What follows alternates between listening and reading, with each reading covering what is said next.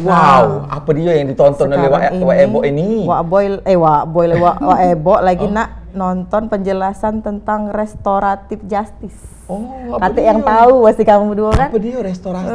Kaget Justice nonton itu. perselingkuhan. ada Awak cakar-cakaran artis ibu kota.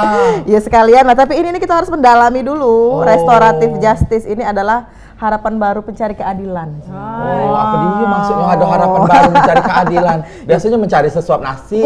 Lain itu. Oh, ini Aku udah terbaca di sini Iya. nonton TV baik. Tidak, ada tayangannya? ada videonya apa? Ada tayangannya ya? Ada videonya sebenarnya. Coba kita cengok. Paham? Dikit-dikit lah paham. Tapi harus ada yang menjelaskan memang. Oh, cak itu. Supaya kita ini dan juga masyarakat yang ada di rumah tuh paham apa itu yang Paham namanya benar ya, paham restoratif betul. justice atau RJ.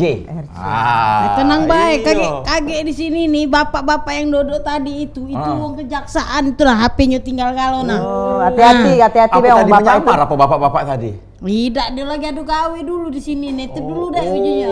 Sudah kita tanya beda bapak-bapak itu ya. Apa Pak Jaku detep kayak gini aku nelponnya. Oh, sarap buat aku Tanya ditanya gini. gini. Melalui restoratif justice itu. Jadi kenal kan Maria yang bapak-bapak kejaksaan tadi. Wow, ya Allah. Agak berdesau ini. Ya Allah ya Tuhan. Kita campak. Benar Ibu apa maksudnya? Halo Pak. Selamat datang Pak. Agak berdesau ini aman. Terima kasih. Bapak-bapak inilah datang, jangan-jangan kita nak dibawa kejaksaan. Langsung gogo Abah. Perasaan warung kita hatian korupsi. Sudah Pak, itu bisa di Sudah Pak di Maria, baca di- kabelnya sudah Pak. Iya. Sudah ya. Nah, Apa Pak tenang baik di sini nih. disamputin Be Pak, disamputin. Nah, Sudah inilah. bisa? Oh. Inilah Kalau yang tadi kata aku bapak-bapak nak jelas ke yang kita tonton tadi. restoratif justice. Iya. Wow, Abang masih agak bingung-bingung ini. Apakah kasus-kasus itu diselesaikan dengan kekeluargaan apa Cak Mada ngerti? Kita nak perkenalan dulu. Tapi Kaget kita dulu kenalan dulu masalah. sama narasumber Iya, kita hari kenalan ini. dulu. Dimulai Bapak yang ganteng ini. Wah, siapakah namanya? Baik, terima kasih Bapak Ibu dan rekan-rekan dan pemirsa. Bahwa nama saya Prasetyo Budi Utoyo SMH. Saya selaku Kepala Seksi Orang Harta dan Benda pada Kejaksaan Tinggi Sumatera Selatan. Wah, Oke, Bapak Kasih nih Pak ya, Pak Kasih. Oke. kasih sayang ya. Kalau yang Kalau di Bapak sebelahnya sebelahnya, Assalamualaikum. Waalaikumsalam. Kalau aku namanya Muhammad Radian, tapi orang lebih enak tuh dipanggil Radian. Jabatannya kasih penerangan hukum Kejaksaan Tinggi Sumatera Selatan. Wah, makasih penerangan hukum, kasih Bapak juga. kasih juga. Kasih sayang juga. Oh, Oke. berdesau aku. Kalau Pak ini Ya, Assalamualaikum warahmatullahi wabarakatuh. Nama Waalaikumsalam. saya Dede Muhammad Yasin. Sekarang diamanahkan menjabat sebagai Kasih Narkotika dan Zat Aditif lainnya. Nah. dari Agak Sumsel. besar ini yang bagaimana? Oh, Narkotika, ngeri-ngeri dah, narkoba hari ini dah, iya. narkoba ya. para petinggi-petinggi kan. Iya, Iya. oh ya Jadi ikan panggil- menyelesaikan kasus-kasus Iya, ini. kita nak manggil Pak Pras, ini Pak Pras panggilannya Ini Pak Pras, Pak Radian sama Pak Dede. Radian, Pak Dede. Jangan salah, jangan terbalik kok Abang. Nah, jadi kami tadi sudah nonton Pak, nonton sekilas sama yang di YouTube tadi Bener, yang bener, Ibu bener, tonton bener, sama bener. yang di Nah. layar tadi. Masalah restoratif justice. Restoratif. Restoratif justice. justice. Nah, itu dia. Jadi kami ini Abah tadi sudah ngerti, cuman masih agak kurang paham Iya, ya. Di ngawang-ngawang. warung apa, enggak ngerti ya Apa kan? itu program apa itu program keunggulan dari Kejaksaan Kejaksaan. Tinggi atau dari Kejati atau cak mana tuh, Pak? Siapa Pak? Siapa yang bisa menjelaskan? Nah, Jadi kita mulai. Jadi restoratif justice ini memang dia bahasa Inggris. Jadi restoratif itu asal katanya itu restore. Nah, kalau justice itu kan keadilan. Nah, restore di sini dimaksudnya itu mengembalikan ke posisi semula. Karena kalau orang yang mengalami atau orang sebagai korban kejahatan itu kan pasti ada lebih kurangnya. Misalnya dia sebagai korban penganiayaan, entah dia luka, ya kan?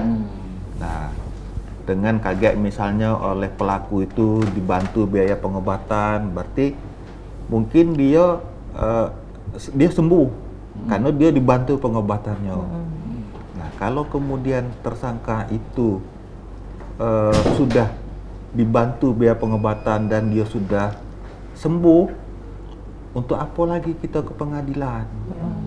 Nah, kita ni kan, apalagi kita wong timur ini, kita mengedepankan musyawarah mufakat. Kalau pacak kita selesaikan secara kekeluargaan, kenapa kita harus ke pengadilan?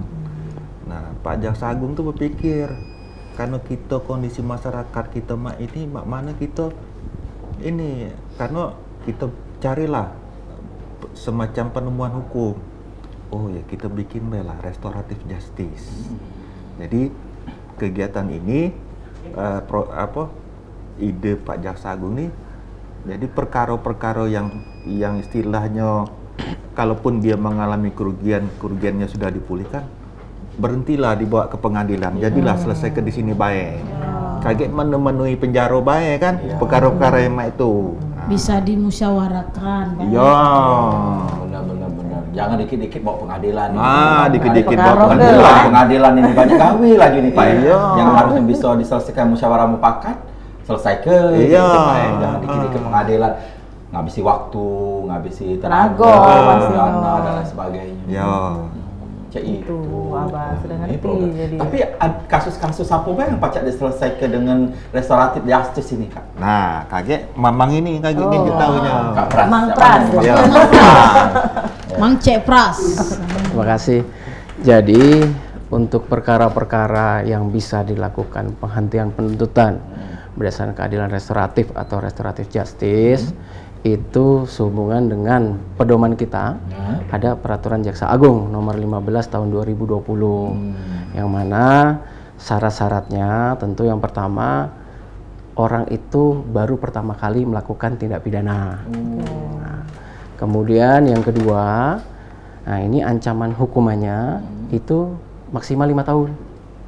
Nah, kemudian yang ketiga, kalau memang terkait dengan tindak pidana yang menimbulkan kerugian, nah itu kerugiannya maksimum 2.500.000. Namun demikian terdapat perkembangan sekarang karena setelah dilakukan kegiatan restoratif justice di kejaksaan ini ternyata banyak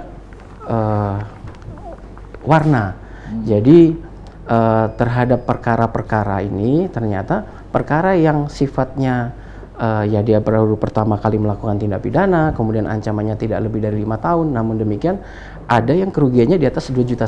Nah kemudian ini pimpinan dari Kejaksaan Agung, ya kan, ini memberikan kebijakan bahwa terkait dengan yang kerugian, ya kan, kerugian maksimum 2,5 juta itu pada saat ini fleksibel. Jadi bisa di atas 2.500.000. Namun demikian kita melihat dari kasuistisnya. Jadi melihat dari kualitas perkaranya. Jadi kalau seandainya tetap bahwa kita melihat dari kualitas perkara ini layak untuk dilakukan restoratif, penghentian penuntutannya, meskipun kerugiannya di atas 2.500.000, nah itu bisa kita lakukan upaya penghentian penuntutannya. Nah, Jadi melihat juga masih dari kasus ya Pak? iya, ya? kita lihat dari kasus, kita lihat dari kasus. Ya, jadi seperti itu. Nah, kemudian sekarang kalau untuk ancaman pidananya juga, kalau di atas 5 tahun, kalau memang layak untuk dilakukan penghentian penuntutan, nah ini juga kita bisa upayakan. Namun demikian syarat mutlaknya adalah bahwa yang bersangkutan atau tersangka ini baru pertama kali melakukan tindak pidana. Dan juga ditambah harus ada perdamaian. Dari kedua belah pihak ya Pak ya? Karena kalau Perdamaian. kenapa kalau tidak ada perdamaian maka tidak dapat diproses untuk penghentian penuntutan atau RJ ini. Masih itulah membutuhkan apa namanya itu konfirmasi dari Ya. kedua belah pihak. Seperti tadi disampaikan oleh Pak Radian bahwa memang asas ini kan mengembalikan suatu keadaan kembali seperti semula. Kalau sudah damai, ya kan, kemudian perkaranya juga kita anggap ringan, dilihat ringan, kemudian masyarakat merespon positif. Karena untuk proses RJ sendiri pun juga harus mendapatkan respon yang positif dari masyarakat sekitar. Jadi bisa nanti ada tokoh masyarakat, tokoh adat, ataupun tokoh agama yang mendukung itu. Nah, kalau itu semua sudah mendukung, kita bisa lakukan RJ. Oke, masih banyak penjelasan itu ya. Tapi Pak, ada yang lewat dulu ini Pak. Baca akan RJ ini yang lewat ini. Iya, cerita Mas Pak. Silakan dulu naik iklannya gitu. Silakan. Lewatlah dulu, jangan lama-lama.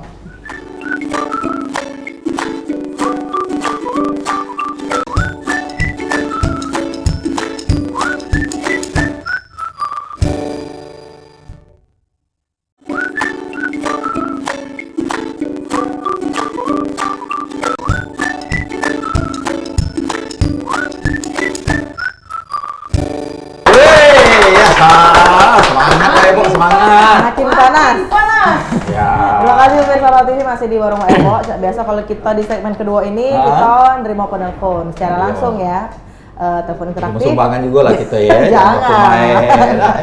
Di 0711 380022 yang nak bertanya tentang restoratif justice. Nah, mumpung ada bapak-bapak jaksa kita hari ini, mungkin pemirsa di rumah juga masih bingung apa sih? Mungkin ada yang pertanyaan-pertanyaan yang mengganjal mungkinnya di rumah. Nah, teleponlah di 0711 380022 sekarang. Sampai jam 4 ditunggu ya, guys. Karena menurut penjelasan dari Bapak jaksa ini, restoratif justice itu adalah mengembalikan keadilan seperti semula. Iya. Ya. Perkara-perkara yang bisa diselesaikan dengan perdamaian, dengan syarat-syaratnya. Tanpa baru syarat pertama ya? kali, baru pertama kali dia melakukan. Sudah itu yang kedua itu Pidananya di atas di bawah 2,5 juta ya Pak kerugian. Apa ini? Benar nggak Pak? Di Ditahan kan dari seingat aku banyak Abang. maksimum 2 juta setengah. 2 juta setengah, bukan 25 juta. Tapi itu fleksibel. Itu fleksibel. Ancaman pidananya Iya. maksimal 5 Pidana. tahun, tapi itu fleksibel. Nah, yang ketiga itu tadi tuh ini minimal tuh 5 tahun lah Pak Ya, ya, ancaman maksimal ancaman pidana. pidananya itu. Nah, Ini itu. Pak, aku ini kan wong awam ini nggak ngerti kasus-kasus ini nih Pak. Oh. Kasus yang cak mana di sini nih Pak?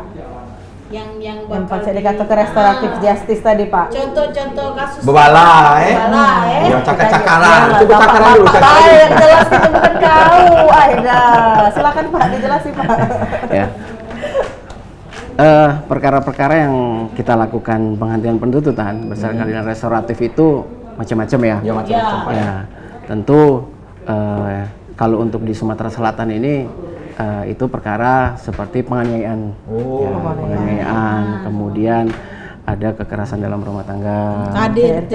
kemudian juga ada pencurian, kemudian juga ada untuk laka lantas. Nah, namun demikian untuk di Sumatera Selatan ini mayoritas itu 3 perkara. Jadi ada penganiayaan, kemudian ada masuk undang-undang KDRT, dan kemudian ada pencurian. Nah, tapi terhadap 3 perkara itu masuk kategori yang dapat dilakukan kegiatan restoratif justice. Yang bercakar-cakaran tadi. Iya, dan ini restorasi justice ini sudah diluncurkan oleh kejaksaan itu tahun 2020. 2020. Sekarang sudah 2 tahunan ya Pak ya. Sudah berapa kasus yang diselesaikan dengan restorasi justice di Sumsel ini Pak? Yang kita update ini bahwa untuk tahun 2022 mulai dari bulan Januari sampai dengan bulan September itu seluruh wilayah Sumatera Selatan kita sudah melakukan kegiatan 45 kasus. ya penghentian dari penuntutan Januari itu. perkara. Nah, jadi rata-rata tadi itu ada penganiayaan, kemudian ada pencurian, nah kemudian ada KDRT. Nah, mungkin sampai dengan bulan September ini tingginya angka permintaan RJ ini ya mungkin karena masyarakat juga melihat ya radiannya bahwa memang RJ ini sungguh-sungguh adalah membuktikan bahwa kejaksaan itu hadir di masyarakat. Jadi kita itu hadir di masyarakat, kita itu untuk menyampaikan bahwa hukum itu tajam ke atas, humanis ke bawah. Jadi kita supaya bahwa keadilan restoratif ini benar-benar dapat memberikan rasa keadilan ya bagi para masyarakat pencari keadilan. Jadi harapannya adalah perkara-perkara yang ringan, yang orang mencuri kayu bakar, kayu, dan lain-lain itu, kemudian dipidana itu, jadi sudah tidak ada lagi. Alhamdulillah Pak Dan juga kejaksaan juga bukan cuma hadir tapi juga mengawasi Pak supaya jangan kayak ada lagi kerugian, misalnya pemerasan ya itu ya, misalnya kerugiannya 5 juta tahu-tahu jadi 25 juta itu Pak Itu pemanfaatan ya Pak. Pemanfaatan. Oh iya, kita selektif. Jadi Ada ya telepon kita masuk selektif. ya? Ya. Ada telepon masuk. Kita Katip angkat masuk. dulu. Halo, bener dak? Halo, dengan siapa di mana? Aduh bener. Halo Warung Ebo, dengan siapa di mana? Sama Rozak di Talang Kelapa. Oh, Rozak. Rozak. Rozak. Rozak di Rozak. Talang Wah, apa dong Rozak di Talang Kelapa? Ya kenapa Rozak kamu? Benar loh. Ada yang kamu Di Talang tanyakan? Kelapa. Ada Ya, masalah apa silakan. gerangan kira-kira? Ini Pak, mau izin nanya Pak, kalau kasus KDRT itu bisa masuk restoratif justice tidak Pak? Kasus itu Pak? KDRT. KDRT ya. KDRT. Oh, iya. Sudah. Rozak juga pernah mengalami KDRT, mungkin disiksa oleh bininya barangkali. Kita kan nggak tahu. Balik dong. Ya kan itu bisa Jangan. juga berbalik kayak itu. Tetangga juga galak. Oh, galak dengan tetangga. tetangga. Galak ngurus tetangga bebala, kawan jangan-jangan. Kalau Pak Rojak nih, Pak RT kalau. Iya, kalau Pak RT. Iya. Suka mendamaikan, Pak. Itu baik Pak Razak. Itu bayar. Makasih. Oke, terima kasih. Nah, Pak Deddy ini tetangga. Pecah yang dialami oleh artis ibu kota itu Iya. lagi viralin Iya, kan KDRT itu KDRT. sampai miring tenggorokannya. Nolah itu ya. Bagaimana Pak tanggapannya Pak? Selain membanting tulang, membanting Di istri, sebanyak ya? kasus tahun 2022 itu banyak tak Pak KDRT yang diselesaikan oleh kejaksaan melalui RJ ini, Pak? RJ ini. Cukup banyak. Cukup banyak, Ya, Pak. cukup banyak. Dari 46 perkara yang sudah kita lakukan itu mungkin kurang lebih ada persentasenya 30% lah. 30%. Iya. Oke. Lumayan ya. 30%. Jadi gini, tadi atas pertanyaan Pak Rojak, untuk perkara KDRT bisa dilakukan RJ, tapi harus memenuhi syarat-syarat tadi yang masuk ke dalam aturan tadi, bahwa KDRT-nya tentu jangan sampai menghilangkan nyawa. Karena kan KDRT ini kan macam-macam, ya kan. Kemudian ada yang menghilangkan nyawa, ada kekerasan terhadap nyawa sampai hilangnya nyawa ya. Nah ini perkara-perkara KDRT ini adalah yang untuk yang rukanya ringan. Nah kemudian kita Luka juga batin melihat, sih Pak kalau Kak Dede. Pak. kita juga melihat begini. Mulai lagi. Kenapa KDRT? Psikis kata Pak Dede. Kenapa KDRT ini justru sangat bagus kalau di RJ? Oke. Bagaimana kalau seandainya seorang suami ya kan melakukan KDRT terhadap seorang istri, nah, dia harus diproses, ya kan diproses pidana, kemudian dia disidang, proses pidana, dia dengan pekerjaannya bagaimana? Nah, dia bisa di PHK. Nah, kemudian ini kan kita kan hadir di sini, kita juga apa? Ingin ada rasa asas keadilan ini muncul, bukan hanya bagi pelaku, tapi bagi korban dan anaknya. Nah, jadi ini kita anggap bahwa kalau memang bisa seandainya dengan kegiatan RJ ini tidak dibawa ke pengadilan tapi diselesaikan melalui keadilan restoratif, keluarganya dapat berjalan lagi seperti biasa. Nah, kita kan menyelamatkan ya, Pak Ibu ya. Benar. Ya kan kita nyelamatin juga loh anak-anak ini kan. Ya, seandainya nanti bapaknya diproses, kemudian kehilangan pekerjaan dan lain-lain. Nah, ini kita juga tidak ingin berakibat bahwa anak-anak ini menjadi terlantar. Namun demikian, perkara KDRT kita harus selektif. Mana-mana yang bisa, seperti tadi saya sampaikan bahwa yang tidak luka berat, kemudian tidak menimbulkan suatu keresahan di keluarga maupun di lingkungan sekitar, ataupun menghilangkan nyawa.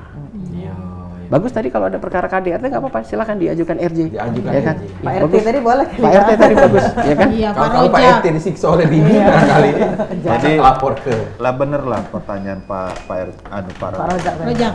Jadi kan kita kadang ini kan cekcok rumah tangga. Nah, ngapo kita nak bawa ke pengadilan? Iya. Kadang tuh kan, aku lah dilapor ke bini aku, sudah palang tanggung. Kalau kita nak senianan, dah kita cerai baik kata kan. Jadi kalau kemudian dalam rumah tangga tuh sampai ada berpikiran begitu, kalau aku sampai sidang sudahlah kita selesaikanlah sampai sini. Iya. Nah, Nggak usah kan melebar kita- lagi ya Pak. Enggak, maksudnya sudah kalau kau nak ngurung aku ke penjara, kita sudah pisah baik sebagai laki bini ya kan. Karena enggak nutup kemungkinan gitu. Nah, dengan adanya kita damaikan, kita damaikan sehingga perkara ini tidak sampai sidang. Nah, mungkin tadi pikiran tadi dia nak pisah, tidak jadi pisah. Nah itu. Jadi memang karena banyak dalam perkara sebelum adanya restoratif justice terkait itu ya, yang tadinya itu mereka bebala disidangkan itu bukannya rujuk, malah tambah jadi tambah dalam. menang dewek tadi. Panas lagi makan. Tahu Panas galau lagi. Iya, kau nih, tidak sayang lagi kan ya? Sudah Caranya Jadi melakukan restoratif sayang-sayang. justice ini menghilangkan masalah Kalau dengan Pak damai. menghilangkan damai. Gitu. Kecuali narkoba. Untuk masalah KDRT ini galak juga enggak, Pak? Lanang itu kan ada terpengaruh masalah narkoba. Nah. Pak. Kaitannya. Kaitannya laju menimbulkan KDRT. Sering enggak Pak ditemui cek itu? di Pak Dede. tetangga? Kasusnya kayak itu, Pak. Seperti yang kita ketahui kan narkoba ini kan zat adiktif. Iya. Zat adiktif, karsinogen yang bisa kalau dikonsumsi, kalau kata orang sekarang halu. Mari ya, Menimbulkan halu, efek Pak. halusinogen kan? Halusinasi. Kalau aku halunya karena buntu. Sama Sama jadi gitu. Halu karena Nah, makanya dari situ pemerintah mengeluarkan peraturan-peraturan yang peraturan terkini, peraturan Undang-Undang Nomor 35 Tahun 2009 tentang narkotika, di mana di situ ada beberapa golongan obat-obatan ini di golongan 1, 2, 3 dan seterusnya seperti itu. Bisa jadi seorang suami atau istri yang mengkonsumsi narkotika, baik itu sabu, inek, golongan 1 atau golongan 2, nanti seseorang yang mengkonsumsi narkotika itu akan berubah. Dia bukan jati dirinya lagi yang awal, bisa jadi abnormal lah. Jadi ngeliat istrinya nggak diurusi lagi kan, nggak diberi nafkah, dia lebih suka sudahlah aku nyabu aja lah katanya, enak itu tadi kan, karena ada zat adiktif, nyandu dia, nagih terus kan seperti itu. Anak-anaknya pun nggak diurusin seperti itu, akhirnya kan terlantar juga, bisa juga karena istrinya, ayo Pak gimana nih kan, ini belum ada uang, ini Belanja. kan uang belanja kan, Makan ya. marah lah, Stres. bebalah, dipukul lah istrinya, bisa jadi KDRT seperti itu. Tapi sering terjadi enggak Pak Bapak yang Bapak temuin? Kalau Di case Sumsel. yang terjadi di wilayah hukum Kejati Sumsel sih ya, biasanya kalau untuk narkoba itu ada penjual dan pemakai seperti itu aja. Tapi tidak terbawa ke rumah tangga ya Pak ya, jarang Jarang ditemuin. lah seperti Kalau itu. pemakai itu biasanya pacak direhabilitasi lah Pak ya. Iya, Kalau pacak dia pengedar direhabilitasi. itu berarti dia tuh sudah jadi bandit. Iya. Wah, abang mantan Pak, mantan BD dan Tidak percaya curiga lah. tidak percaya orang. Dan tadi Pak pengennya nyanyi lagu Itu lagi-lagi viral. Iya benar. Kok pagi dulu Pak? Pagi dulu. Kita naik iklan dulu Pak ini. Iya. Jadi pemirsa jangan kemana-mana, kita bakal balik lagi sudah Siko ini tetap bersama kami di Warung Waebo.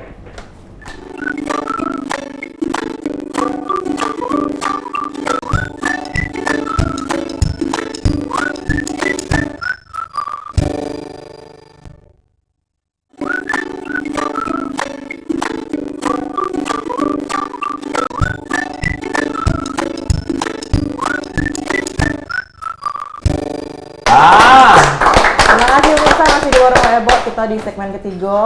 Tak terasa ya kita masih ngobrol dengan bapak-bapak jaksa yang ada di sini. Tapi kita masih ngundang juga pemirsa di rumah untuk telepon interaktif untuk sekarang. Untuk jam 4 ya Wak Abai, Iya, masih iya, kita tunggu di benar. 011 38 0022. Lanjut lah. Kita nak nyingok dulu ini mengenai narkoba. Nah. Narkoba ini kan berbahaya. Kayak kita juga bakal tanya ke cak mana proses RJ ini dan juga narkoba ini. Oke, ini ada rumah rehabilitasi. Iya, Bapak. ini ada. Oke, ada tayangannya ya. Peresmian rumah rehabilitasi. Silakan Ada, kita Pak. juga.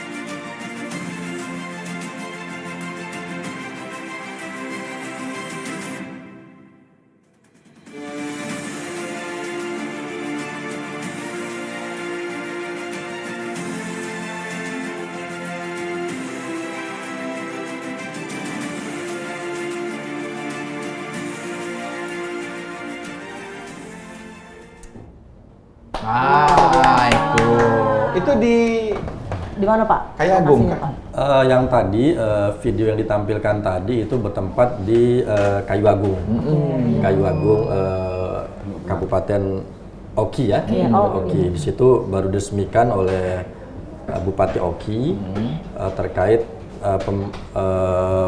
pembangunan rumah rehab. Jadi kejaksaan di sini fungsinya menginisiasi pemerintah kota, kabupaten, dan provinsi untuk membangun rumah rehab, yang mana itu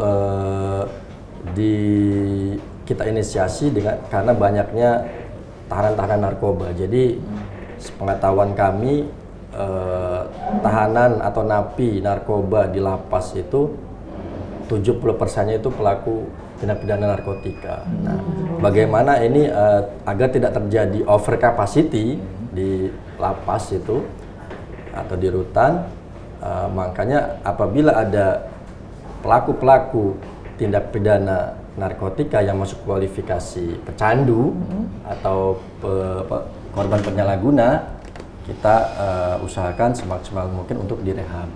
Makanya kejaksaan hadir di sini untuk menginisiasi pemerintah setempat agar membuat rumah rehabilitasi NAMSA seperti itu. Itu yang pertama baru. Kalau di Sumatera Selatan itu yang baru yang pertama dipusatkan di Oki. Seperti yang Pak Gubernur Sumsel sampaikan pada saat hadir di peresmian rumah rehab bersama Pak Kajati dan kejari-kejari se-Sumsel ada di situ, disampaikan nanti akan dibuat sentra. Kalau nggak salah ada 3 sentra kalau nggak salah. Bakal dibikin. Ada di Sumatera Selatan ya Pak? Iya. Nah, itu tujuannya untuk apa? Agar keluarga atau warga yang anak-anaknya kecanduan narkoba bisa dititipkan di rumah-rumah rehab yang nanti dibentuk oleh pemerintah provinsi seperti itu.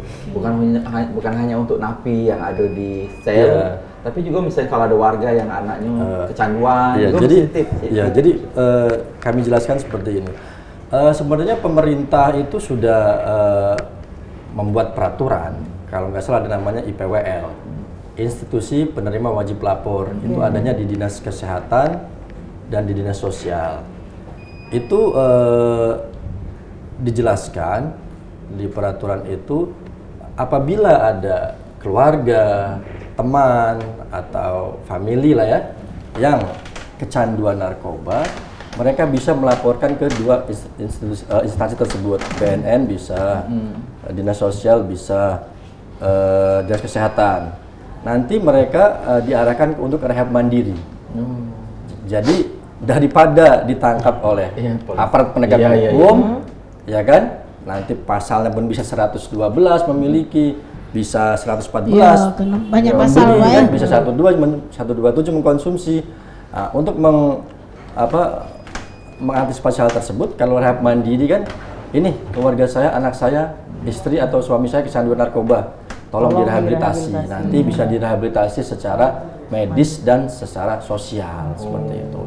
Namun apabila terlanjur sudah disidangkan dengan bukti kepemilikan barang bukti di bawah konsumsi 1 hari 1 gram kan, di bawah 1 gram, nanti pada saat 6 hari setelah ditangkap oleh penyidik, baik itu penyidik Polri ataupun BNN, itu bisa dimintakan proses TAT, proses asesmen ke tim asesmen terpadu. Kalau di kabupaten belum ada tim TAT-nya, bisa dimintakan ke BNN Provinsi Sumsel yang di samping Mall OPI.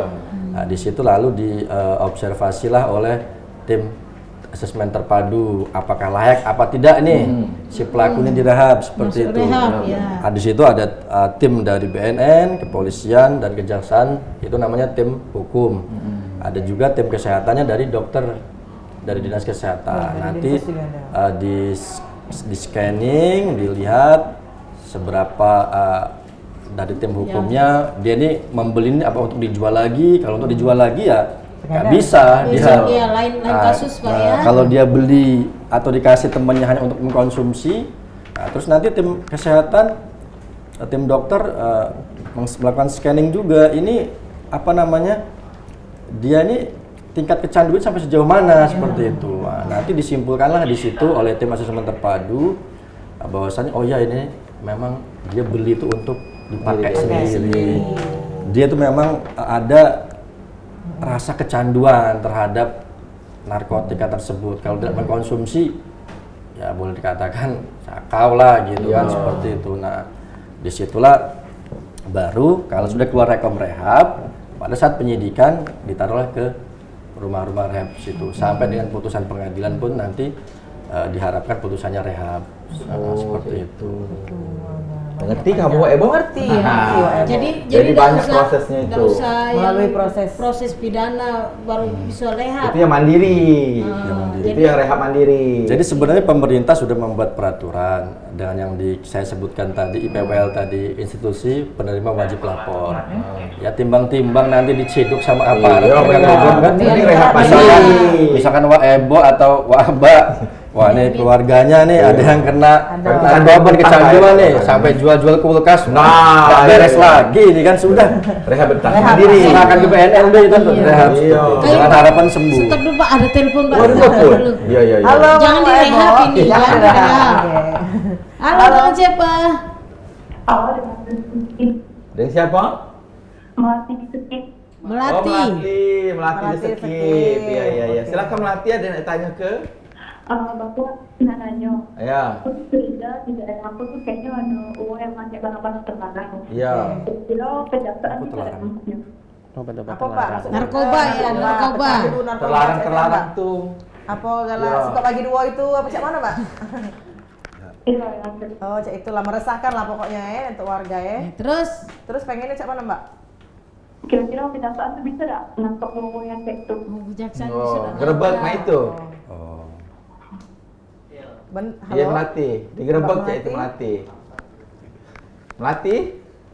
Iya. Ya, Oh, Cik. ya Melati, ya sabar Melati, sabar. Coba anda hidupin Melati. Jingok ke labe dulu, kakek itu tuh. Iya. Tapi makasih Melati. Makasih Melati atas aduannya ya mungkin ya Pak ya. Nah, Tapi Cak itu tugas kepolisian Cak ini. Ya, jadi sebenarnya di KUHP Undang-Undang 8 tahun 1981 setiap orang tuh boleh saja menangkap, tapi langsung segera diserahkan ke kepolisian ataupun BNN dalam hal ini kan. Lebih bagusnya ya laporkan ke instansi dua penyidik tersebut. Kalau ada dicurigai di situ banyak transaksi narkoba kan, telepon aja penyidik Polri ataupun BNN biar ditindak seperti itu kan. Iya benar. Jadi kalau misalnya di kejaksaan itu berarti sudah proses lanjutan. Ya, di kejaksaan hanya proses penuntutan. Ya. Masuk pengadilan itu kejaksaan. Bisa dilapor ke baik. Pak RT kali ya, Pak RT dulu. Ya, Mungkin koordinasi dengan Pak RT dulu ya. Ya. Koordinasi dengan Pak RT dulu, kayak Pak RT menyelidiki di situ, baru Pak RT prosesnya ke kepolisian Polisian. atau ke BNN atau langsung ke Pak Pras barangkali ya. Biasanya ada nomor teleponnya ya. Tidak masuk RJ tadi Oh, dong, iya. Pak Pras. Masuk ke RJ. Tapi tidak masuk RJ Tidak itu. masuk. Masuk itu Pak Sudah RJ, Pak. bentuk kejahatan apa Cak? Sebenarnya rehabilitasi itu juga masuk ke RJ. sudah masuk dengan RJ. pendekatan RJ. Tapi ada Restoratif syaratnya, Mbak. justice. Cuman kalau untuk RJ narkoba ini agak sedikit berat. Karena pelaku ini juga harus di tracking historisnya nih, ke belakangnya dia itu apa segala macam. Lebih berat lagi ya? Iya, jangan nanti misalkan jadi seorang penjual atau bandar Tahu-tahu kita rehab. Iya, Jadi malah malah salah, gitu, Pak. nggak Jadi kena. nggak ada tempat salah. itu Pak ya? Iya. Yang Jangan mati sampai dari pun hal. orang yang kecanduan banget, ediktif banget terhadap taruhlah inek atau sabu seperti itu kan, malah di penjara. Nanti begitu keluar ya jadi naik kelas lagi dia kan. Iya, jadi lain bandar lagi. gendong Jadi dia. bandar lah jadi. Bandar. Kenapa aku jadi bandar? Daripada aku Iya. dapat duit. Berarti ini agak berbeda prosesnya antara proses narkoba dengan yang RJ, RJ, yang iya. perkara-perkara rumah tangga misalnya. Iya. Nah kalau RJ itu prosesnya cak mana itu Pak? Yang mana? Yang RJ Narkoba? bukan Atau yang yang narkoba yang tadi misalnya. yang penganiayaan? Ya, RJ segala penganiayaan, macam. itu. Oke. Jadi gini prosesnya itu pada saat perkara itu berkas masuk, ya kan, dari teman-teman kepolisian diterima oleh jaksa. Nah, kemudian berkas itu diteliti. Nah, kemudian berkas itu jaksa ini melihat bahwa perkara ini berdasarkan pasal sangkaan dengan alat bukti yang ada ini layak, ya kan, untuk dapat dilimpahkan ke persidangan atau dibawa ke persidangan. Namun demikian pada saat itu bisa juga jaksanya melihat bahwa dilihat dari kualitas, ya, kualitas perkara ini, bahwa lebih baik perkara ini dilakukan kegiatan restoratif justice. Nah, contoh seperti tadi ada penganiayaan, seandainya ibu dengan ibu ada kan saling cakar-cakar, saling lapor. Nah, akibat lukanya itu ternyata ringan, ya kan, ringan, tidak menimbulkan halangan untuk melaksanakan kegiatan atau pekerjaan. Contoh pipinya merah, bekas cakaran. Nah, ini jaksanya melihat bahwa ini bisa dilakukan untuk RJ. Nah, kemudian pada saat berkas itu dinyatakan sudah lengkap, sudah P21. Nah, ini kemudian dilakukan upaya perdamaian oleh jaksa fasilitator. Ya kan, lakukan upaya perdamaian, ya kan, P21 tahap 2, ya kan. Tahap 2 itu adalah serah terima tersangka dengan barang buktinya. Nah, kemudian di situ bisa dilakukan fasilitasi oleh jaksa untuk dilakukan upaya perdamaian.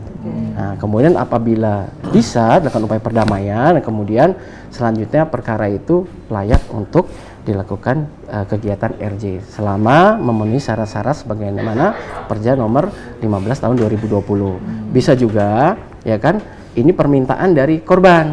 Nah, banyak juga RJ yang dilakukan di kita itu permintaan dari korban. Jadi korban itu bahwa sudah berdamai dengan tersangkanya karena dia kenal atau biasanya satu lingkungan, dia merasa bahwa sudahlah, saya sudah memaafkan perbuatanmu dan ingin bahwa perkara ini tidak usah dilanjutkan ke persidangan. Nah, itu bisa dia melakukan permohonan, ya kan, dari korban maupun dari tersangka. Maupun bisa dari tokoh masyarakat, ya kan, tokoh adat maupun tokoh agama di lingkungan sekitar. Nah, baru nanti kita lakukan kegiatan restoratif justice. Nah, dari Kejaksaan Negeri itu meminta persetujuan kepada Kejaksaan Tinggi. Nah, kemudian setelah diteliti memenuhi persyaratan untuk melakukan RJ, nah kemudian Kepala Kejaksaan Tinggi melakukan pra-ekspos. Jadi pra-ekspos ini ingin melihat, jadi kasus posisinya layak atau tidak untuk dilakukan penghentian penuntutan. Setelah Kepala Kejaksaan Tinggi ini kan menyatakan bahwa dapat untuk layak dilakukan kegiatan RJ, maka atas perintah Bapak Kepala Kejaksaan Tinggi, ya kan, kami mengirimkan surat ke Jaksa Agung Muda Pidana Umum di Jakarta. Nah, nanti yang melakukan RJ itu, yang melakukan penghentian penuntutannya, yang memutuskan itulah Bapak Jampidum di Jakarta. Jaksa Agung Muda, Jaksa Agung bidang ada di proses ini. Jaksa Agung. Ada yang nak diproses ini. Apa dia? Narkoba. Sikap bagi dulu. Dan pemirsa, jangan kemana-mana, kami bakal balik lagi. Sedang sikap ini tetap bersama kami di Warung Mak Ebo.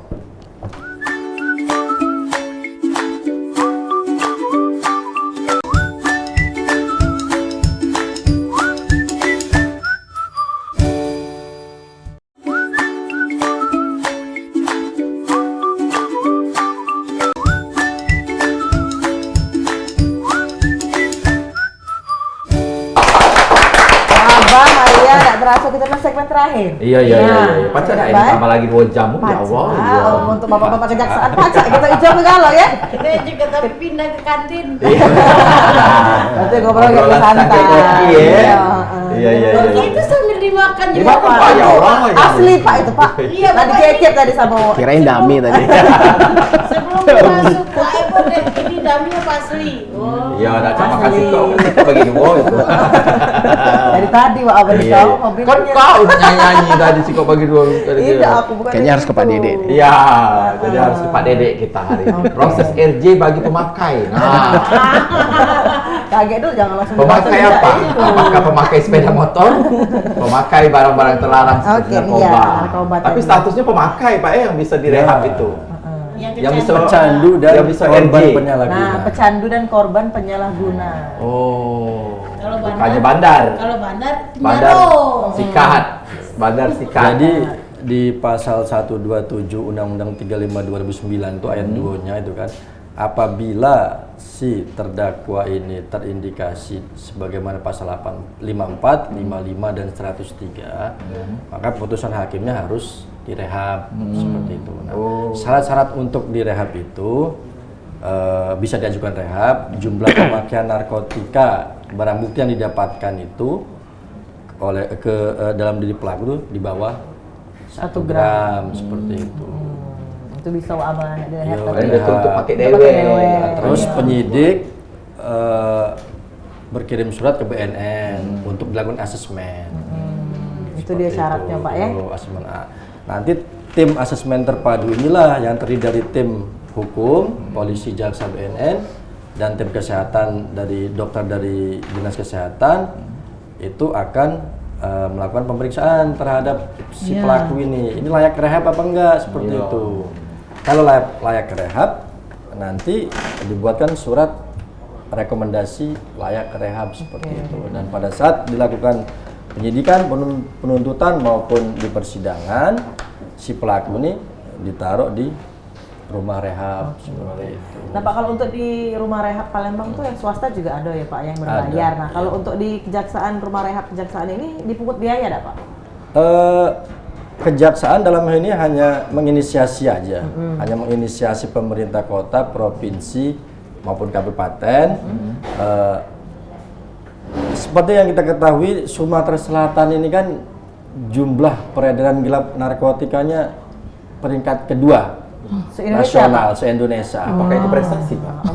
Saya rasa itu sesuatu yang harus kita Berantas. Kalau pas 100 sekian lah Pak ya, tingkat itu Pak. yang pertama itu kan di Sumut, Iya. yang kedua di Sumsel, karena memang jalurnya dari situ, dari Aceh, Sumut, Palembang, terus sampai ke sana seperti itu. Nah, kita melihat hal tersebut, sebenarnya banyak pecandu atau korban penyalahgunaan narkoba itu yang disidik, dituntut dan diputus itu yang sebenarnya mereka itu pecandu, layak direhab.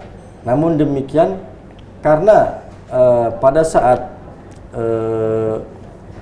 penyidikan itu ya entah apa polisinya atau jaksanya tidak memberikan petunjuk untuk dilakukan TAT yang semestinya layak pelaku ini direhab dengan jumlah barang bukti di bawah 1 gram, dia ada rekom TAT-nya bahwasanya dia ini rehab ya, yang sepertinya layak seperti itu. Akan tetapi karena tidak diberikan petunjuk seperti itu, sangkaan pasalnya hanya 114 maupun 112 memiliki atau dia membeli atau menjual seperti itu kan. Nah ini berdampak pada hukuman. Karena 112 Undang-Undang 35 2009 itu ada minimal pemidanaan. 112 itu minimal 4 tahun. Kalau BB-nya di atas 5 gram, 5 tahun. 114 itu 6 tahun. Kalau BB di atas 5 gram. Nah, hal inilah yang membuat rutan over capacity seperti itu. 80% napi, 70-80% napi di lapas itu pelaku tindak pidana narkotika seperti itu. Kepenuhan. Overload. Sehingga mengakibatkan negara membayar lebih terhadap mereka ini kan. Jadi makannya, apanya segala macam, keamanan Dan seperti harusnya itu. bisa dipindahkan ke rumah rehab aja ya Pak. Seperti itulah. Makanya baik penyidik kepolisian, kejaksaan, BNN melakukan inisiasi seperti itu. Apabila pelaku-pelaku itu yang layak rehab, ya kita rehab. Tujuan direhab juga kan untuk menyembuhkan, untuk mengembalikan kepada masyarakat umum lagi agar diterima oleh masyarakat seperti itu. Tidak berulang lagi ya Pak. Tidak berulang lagi. Baik. Karena ini sudah di penghujung acara, mungkin ada himbauan untuk masyarakat Pak. Silakan dari Pak Pras dulu mungkin buat Mungkin himbauan untuk masyarakat Pak, barangkali apa yang bisa dihimbau? Oh ya. Bagi masyarakat khususnya di Sumatera Selatan ya bahwa kejaksaan hadir ya di tengah-tengah masyarakat. Kita dalam melakukan penegakan hukum tajam ke atas, humanis ke bawah. Nah, sekarang ada program restoratif justice Iya, Pak. yang mana bisa dimanfaatkan oleh masyarakat. Dan tentu di daerah-daerah kita juga namanya ada rumah RJ. Ya, rumah RJ. Jadi di daerah-daerah di kabupaten di 15 15 kota kabupaten ini di Sumatera Selatan ini Kejari-Kejari sudah memiliki, ya kan? Ada yang sudah punya 1, 2, ada maupun ada 3 rumah RJ. Nah, itu bisa dimanfaatkan nanti rumah RJ itu adalah untuk kegiatan-kegiatan penyelesaian permasalahan yang ada di masyarakat. Namun demikian masalah-masalah yang ringan. Nah, kemudian semoga masyarakat nanti dengan adanya kegiatan RJ ini dapat dimanfaatkan ya oleh masyarakat dan kami hadir di tengah masyarakat. Hanya itu. Manfaatkanlah rumah RJ itu ya. Dari Dengan Pak Radian, oleh Pak Ya, himbauan kepada masyarakat. terima kasih. Jadi tadi kita ada bicara tentang RJ dan rumah rehab narkotika. Jadi terkadang kan kita menemukan ada perkara yang seharusnya tidak perlu masuk ke pengadilan. Nah, dengan adanya restoratif justice ini, kita untuk meminimalisir itu. Jangan sedikit-sedikit perkara harus sidang, sedikit-sedikit harus sidang. Pengadilan, Nah, ya. makanya dan kebiasaan kita kan masyarakat kita nih yang besar dikecil ke kalau kaca hilang. Nah, jangan kita nih yang kecil nak dia besar gagal kan? Iya. Nah, jadi prinsip restoratif justice itu gitu. Jadi jangan yang kecil ini nak kita besar-besar ke itu jangan. Jadi kalau memang misalnya kalau nanti misalnya antara pelaku dan korban dia sudah damai dan perkaranya juga ternyata bukan perkara yang berat. Nah, nanti silakan datang ke tokoh masyarakat atau nanti datang ke kejaksaan, karena nanti begitu oleh polisi diserahkan tersangka dan barang bukti ke kejaksaan, nah kaget baru di kejaksaan ada inisiatif, sudahlah perkara ini apa nak kita limpah ke pengadilan, apa kita damai ke baik. Nah, jadi kaget di situ jaksa berinisiatif untuk macam mana kamu nih? Ada berdamai kamu nih. Kadang-kadang ada mereka begitu dia sudah diserahkan tersangka dan barang bukti, kadang tersangka tuh ngomong, Pak, kami inilah damai, Pak, katanya. Jadi mau mana, Pak? Nah, nanti dari yang itu baru kita ionian damai apa icak-icak damai. Nah, kalau memang dia damainya, nah kaget baru kita sampaikan seperti dibilang Pak Tio tadi, secara berjenjang, kaget Kajari lapor Kajati lapor ke Pak Jaksa Agung Muda Bidang Pidana Umum. Terima kasih Bapak. Kalau untuk Pak Dede pasti jauhin narkoba Mas. Kalau rehabilitasi dari kami ya apabila ada keluarga, teman ataupun kenalan yang sudah kecanduan narkoba, ya segeralah untuk melakukan rehab mandiri. Dalam artian serahkan aja yang bersangkutan ke BNN atau BNK yang di kabupaten maupun provinsi, daripada nanti APH yang mengambil kan. Prosesnya panjang. Kalau rehab mandiri kan ini bisa diselesaikan sehingga nanti yang bersangkutan bisa kembali lagi ke masyarakat seperti itu. Dan satu yang harus digarisbawahi ya, itu tadi. Apa? Jauhi narkoba. Jauhin narkoba, dekati Maria. Baik, terima kasih banyak Bapak-bapak kejaksaan. Mungkin Wak Ibu hari ini cukup di sini dulu. Kita ketemu di warung Wak Ibu setiap hari Rabu jam 3 sampai jam 4 sore hanya di PAL TV. Memang punya kita dengan narasumber yang berbeda dan presenter yang inilah. Sampai ketemu Rabu. Sehati menjaga diri demi kejayaan institusi. Jaksa menyapa sahabat masyarakat, membuka diri, wujudkan sinergi. Hukum yang sejati tidak berjalan sendiri.